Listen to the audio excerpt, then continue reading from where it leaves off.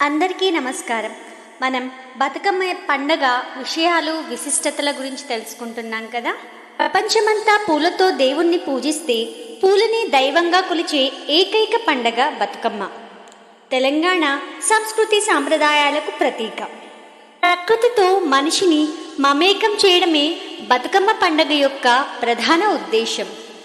ప్రకృతిని ఆరాధిస్తూ సాగే ఈ పూల పండుగలోని ఒక్కో పువ్వు ఒక్కో ఔషధ గని, ఆరోగ్యప్రదాయిని, క్రిమి సంహారిణి.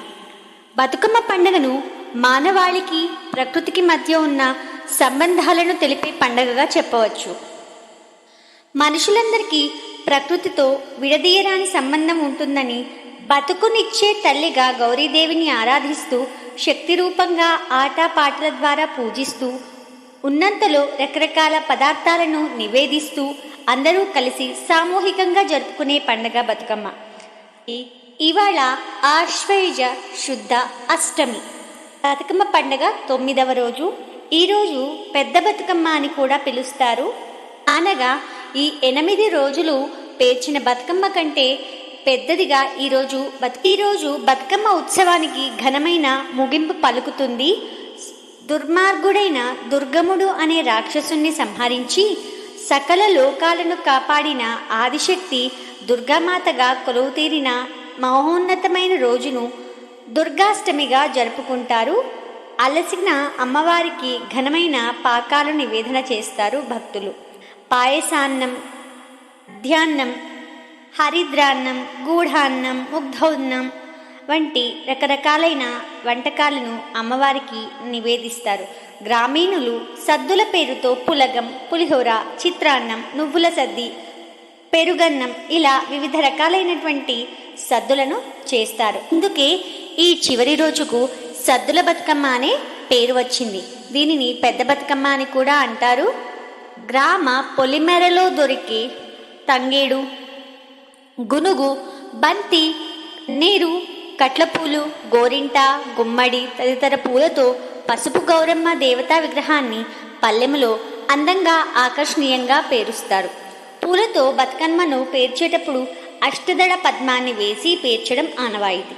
శ్రీచక్రంలోని మేరు ప్రస్థానం బతుకమ్మ ఆకారాన్ని పోలి ఉంటుంది. శ్రీచక్రంలోని కుండలిని యోగ విశేష శక్తిగా బతుకమ్మలో గౌరమ్మను నిలపడం చేస్తారు. ప్రధానంగా తెలంగాణ స్త్రీలు గౌరమ్మను గౌరీ, లక్ష్మి, సరస్వతి కలిగినటువంటి త్రిగుణాత్మ స్వరూపిణిగా భావించి పూజిస్తారు. బతుకమ్మను చూడగానే శక్తిమాత ఆ రూపాన్ని స్వయంగా తానే కోరుకుందా అనిపిస్తోంది.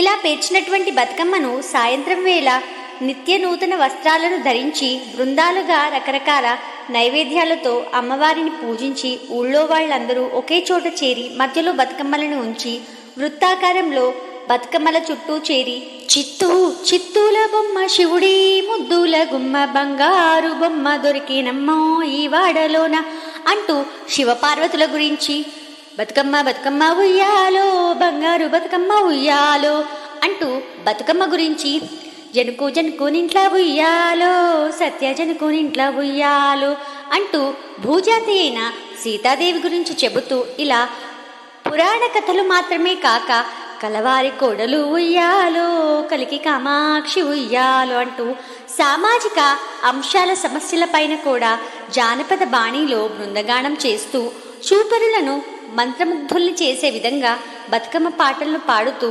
చప్పట్లు కొడుతూ పాటకు లయబద్ధంగా అడుగులను వేస్తూ శాస్త్రీయంగా నృత్యం చేస్తారు. చివరి రోజైన ఈ సద్దుల బతుకమ్మ నాడు అప్పుడే పండుగ అయిపోయిందన్న బాధతో చెరువులో నిమజ్జనం చేస్తారు. ఊరేగింపుగా వెళ్ళి అమ్మవారిని గంగమ్మ ఒడికి చేరుస్తారు. అంతటితో ఈ బతుకమ్మ పండుగ ముగుస్తుంది. ఈరోజు అమ్మవారికి నివేదన చేసినటువంటి సద్దులు ఏవైతే ఉన్నాయో వాటిని అందరూ కూడా ప్రసాదంగా తీసుకుంటారు. ఆరోగ్యపరంగా చూస్తే వర్షాకాలంలో చెరువులు, కుంటల్లోకి కొత్త నీరు వస్తుంది. ఈ నీటిలో అనేక రకాలైనటువంటి సూక్ష్మక్రిములు వృద్ధి చెంది వ్యాధులను వ్యాపిస్తాయి. ప్రస్తుతం నీటిని వడబోసే అనేక అధునాతన యంత్రాలు అందుబాటులోకి వచ్చాయి. కానీ పూర్వకాలంలో ఇవేవి అందుబాటులో ఉండేవి కావు. అయితే బతుకమ్మను చెరువులు కుంటల్లో నిమజ్జనం చేయడం ద్వారా ఆయా పువ్వుల్లోని యాంటీ బ్యాక్టీరియల్ గుణాలు సహజ సిద్ధ క్రిమిసంహారకాలుగా పనిచేస్తాయి. నీటిలోని విషక్రిములను నిర్మూలిస్తాయి. అలా కొత్త నీటితో పాటు కొత్తగా వచ్చే రోగాల నుంచి కూడా కాపాడే పండుగే ఈ బతుకమ్మ. శతాబ్దాల చరిత్ర కలిగిన ఈ బతుకమ్మ పండుగ వెనుక ఉన్న కథలు ఎన్నైనా, ఎవరు ఎన్ని రకాలుగా చెప్తున్నా బతుకమ్మ అంటూ బతుకమ్మని చెప్పడం, సుఖంగా సంతోషంగా ఉండమని ఆశీర్వదించడమే ఇందులోని నిగూఢ అర్థం. ఇదండి సద్దుల బతుకమ్మ యొక్క విశేషాలు, విశిష్టతలు. అసలు బతుకమ్మ పండుగ ఎందుకు జరుపుకుంటాము, ఎలా జరుపుకుంటాము, పూలు ఎక్కడి నుంచి తీసుకొస్తాం, లాంటి ఎన్నో విషయాల గురించి మాట్లాడుకున్నాం కదా.